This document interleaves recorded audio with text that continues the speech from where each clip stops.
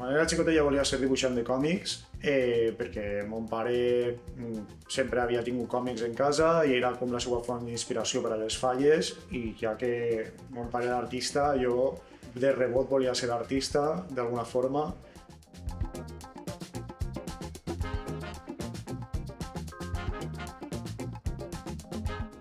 Que després ho he relacionat molt en el món del grafiti. I clar, damunt la gent, els treballadors que hi havia ahí, com que hòstia, que xulo, saps, com que ho aplaudien. I això jo me n'anava tan panxo. Sobretot el tema de veure molts colors, veure moltes combinacions de colors, molt d'art, com que se va quedant un poc en el subconscient. I ara ho noto cada vegada que tinc que fer una paleta de colors o tinc que fer qualsevol cosa, jo crec que està ahí.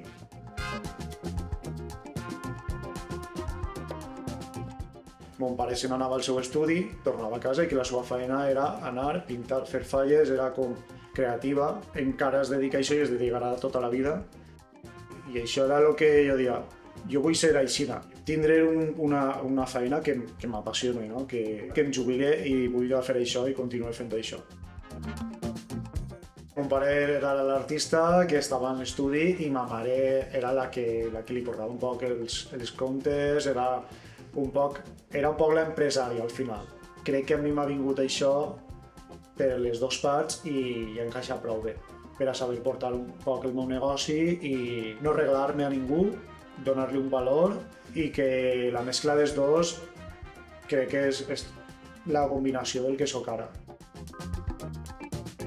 Als 13 o 14, quan volia pintar grafitis, em van comprar un llibre de grafitis i em van comprar uns pots d'esprai i vaig anar i vaig pintar en una paret que em van dir ahí podries pintar que no passa res. I ahí ja està. Vull dir, això no ho haurà fet molts pares, suposo que no ho haurem fet. De influències més importants de quan era xicotet adolescent són els videojocs. La famosa, no tot el món la coneixerà, però la famosa Dreamcast va significar un punt ahí en la meva vida. Hi havia un joc que es deia Jet Set Radio, que és el moment en el que jo de xicotet vaig dir m'encanta el grafiti.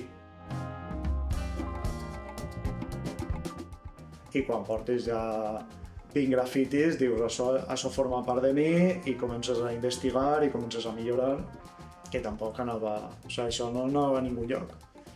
Però no ho sabia, però era com un passet cap a on estic ara.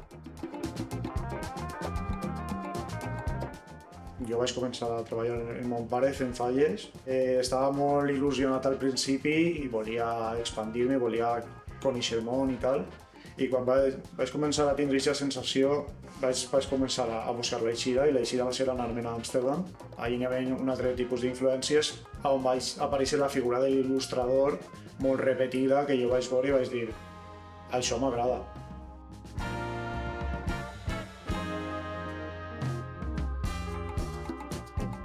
I moltes vegades funciona així, veus una cosa que t'agrada i ja està, vols que formi part de tu, i en aquest cas era una altra rama artística, era més sòlid. Després de currar en 1000 històries, vaig estar en cuines, fregant plats, i jo pensava, si la meva vida va ser treballar en aquests treballs, segurament no vaig a ser feliç ahí del tot, doncs vaig a complementar això en el meu art, que és un regal que m'ha tocat. Cada vegada que arribava a casa, després d'aixòs curros precaris, arribava a casa i tenia la necessitat de dir este sóc jo. Vaig decidir anar-me'n a Venècia. De repente, no sé qui soc, perquè puc dir això, jo no sabia qui era, per què estic així, per què no estic en casa, que ja vaig començar a fer-me moltes preguntes que són les que m'han tornat a casa.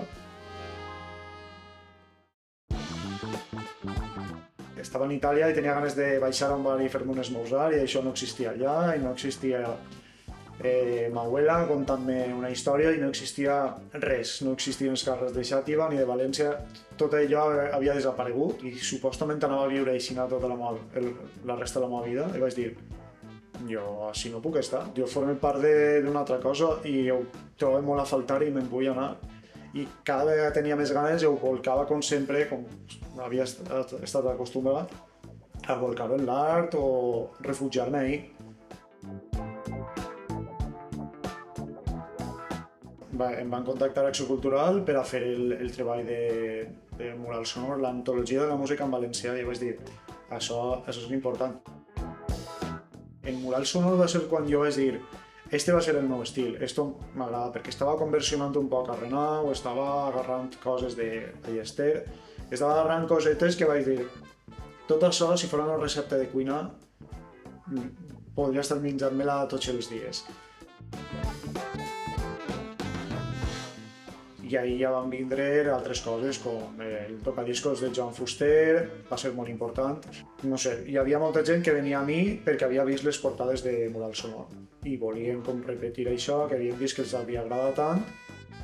I quan vaig vindre el 25 d'abril estava tot empaperat dels meus cartells i estava tot com ple de lones, de concerts, de coses que jo havia anat fent fora. I, clar, em va pegar un poc de xoc de dir, hòstia, ja m'havia mentalitzat que potser no anava a passar això i que anava a tindre que ser feliç simplement fent el meu art. I que per molt que tinguem el síndrome de l'impostor, que està ahí davant dels meus nassos, quan vaig veure això va ser com, val, això és important i necessito estar en casa. He fet el cartell de la Fira de Xàtiva, que a nivell País Valencià potser siga un poble, però a nivell personal és molt satisfactori i és molt important. I no sé, és anar per els carrers del teu poble i veure en cada negoci el teu cartell, anar als concerts i veure en les lones, fer alguna que represente a la teva ciutat, clavar-se en el cabell de tots i dir com puc fer això que li agrade a totes les generacions, a tots els gustos que representa la fira. I ahí sí que va ser com molt bonico perquè, no sé, vaig tindre que ficar-me en la pell de tots els de Xàtiva i de tots els que venien a la fira de Xàtiva i dir què els agradaria veure. I això, no sabia què fer, estava perdudíssim i al final això, vaig anar construint i va quedar una cosa de la que estic orgullós. La meva manera de treballar és 60% o 70% la idea, la creativitat, el saber què i com i per què. Considero que tinc un estil personal, és molt més difícil que tenir una tècnica polida. Considero que tinc una paleta de colors que la gent pot saber que això és meu i considero que tinc molta creativitat que em ve ja des de casa, des que era xicotet, i que això ha anat jugant i que he sabut com posicionar-me en un lloc i encara així connectar-ho en les meves arrels i fer que tot tinga un sentit i un perquè. I aquest perquè és el tot.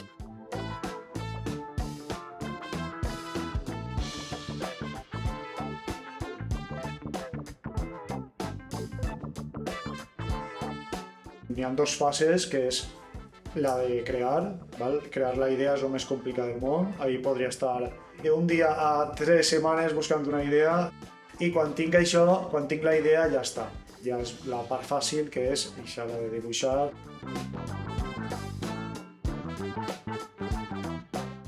Com m'agraden tots els colors, busque les combinacions més explosives i coses que potser no hagi vist abans, però que diga, això va pegar una petardada. Sobretot perquè vaig començar en Instagram així, a desmarcar-me per a que quan la gent farà un poc d'escroll dirà això és diferent.